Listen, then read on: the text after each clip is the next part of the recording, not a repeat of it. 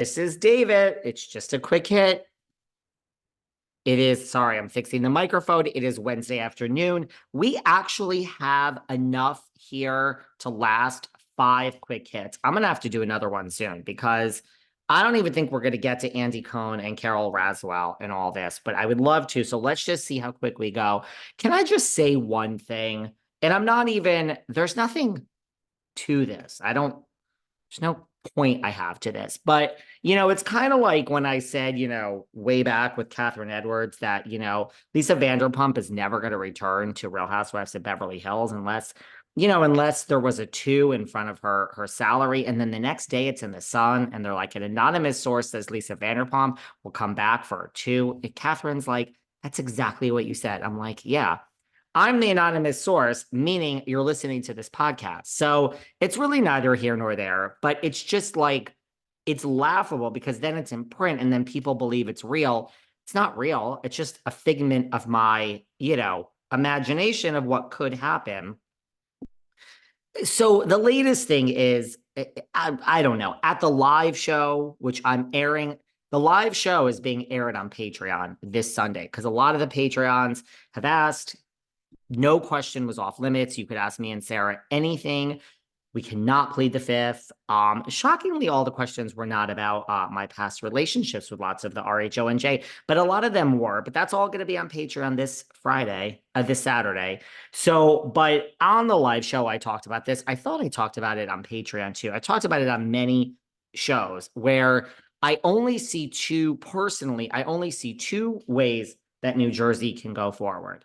Either A, we're going to scrap the whole thing and start over. And I really don't think that is the likely option because we did that in New York. It is a mild success because the salaries are low, but we're not doing that in Atlanta. So to me, I think Bravo has learned that scrapping and starting over isn't really the option. And I said, I think there's going to be a hybrid in New Jersey. Again, when you listen to the Patreon of the live show that was recorded a week ago, this is exactly what I said. And I think I said this on Patreon last week, where I think they're going to take, like the Portia and the Kenya.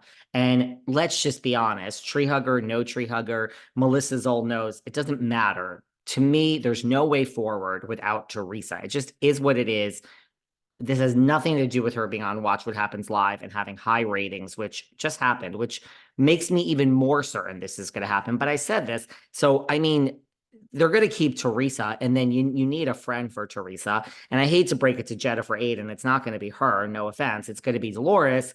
And we have Drew Sidora. So we need someone to kind of be the gap between, the quote unquote older housewives and this new crop, which are going to be younger. And I predicted that was going to be Rachel Fuda. And I said, in addition, instead of scrapping everyone, I would go forward with Rachel, Dolores, and Teresa. That's what I see happening. Not that I want that. And now on the cover of Radar, is New Jersey, an insider says, is going to move forward with Teresa, Dolores, and Rachel Fuda. These are the exact words I said. I said maybe Jen Fessler. So now it's in Radar. So now everyone's going to think that is some insider. And the insider is David Yontef behind the velvet rope from the Patreon and from the live show with Sarah, which we are going to air on Patreon. So everyone is listening to this podcast. Now that's out there. I mean, I wish I got paid for this stuff. I wish that I actually was an insider that got a call that got money, but I mean, you don't get money for these things. Although the whole thing is Teresa, apparently, but no, they're not going to care. They're not going to care. Nope. So Teresa did well on Watch What Happens. And I said all this before Watch What Happens, that I just don't see a world. I do see a world in which we start over, but I see more of a world in which we keep Teresa. I just do. I mean, I don't even like the woman. I do think she's an animal. But that's, I believe everything Melissa's old nose said on this podcast. I don't think anything matters. I think the fact that we just, to the public, to the general masses of the public, they think of Teresa when they think of RHONJ, and it's starting over didn't exactly work in New York, although it's a mild success. So that's how I feel. I just think it's funny that now it is on the cover of Radar, that an insider said this. Well, you listened to my podcast and now it's out there. I don't know. It's not about, it's not about anything more than like, don't go think this is exactly true because it's from my mind. And so either my mind is right or not, but there is no insider. The insider is me, and I'm not an insider. I just have a mind that thinks these certain ways. Mind you, I think the fact that she was just on Watch What Happens and got like 400 something thousand views, which is the same amount of views as basically even actually was more than the premiere of Dubai. I can't see them getting rid of Teresa. So that's what I see. And I see if you keep her, you're going to keep Dolo because you got to keep somebody with her. And it's not going to be Aiden. And then I think it's going to be Fest. I mean, Fuda did the job. It's not going to be like, oh, Teresa doesn't get along with Fuda. No, Teresa is going to have to figure out a way. And maybe these newbies will come for Fuda or Teresa. And maybe there'll be a way that they come back together. Look, this isn't, I mean, look at all the other people Teresa has hated that now she's friends with. If it's not Melissa and it's not her brother and it's not Margaret, I don't think she cares. I don't believe that Teresa and Fuda will never be friends. I don't buy it. Teresa and Melissa and Joe and Margaret will never speak, but I think she'll actually I think her and Fuda will come together and there'll be a whole bunch of new young people and it'll be just so mixed up. I'm convinced that that's what's going to happen. Go listen to the live show, which is on Patreon this Saturday. We already recorded it and you'll see exactly what's in this article is what I said. I just think it's funny. All right, enough of that. We beat a dead horse. So excited. Denise Richards and the Wild Things. I mean, Denise has got her own half hour, they say half hour comedic reality show on E. We all know she was on E back in the day.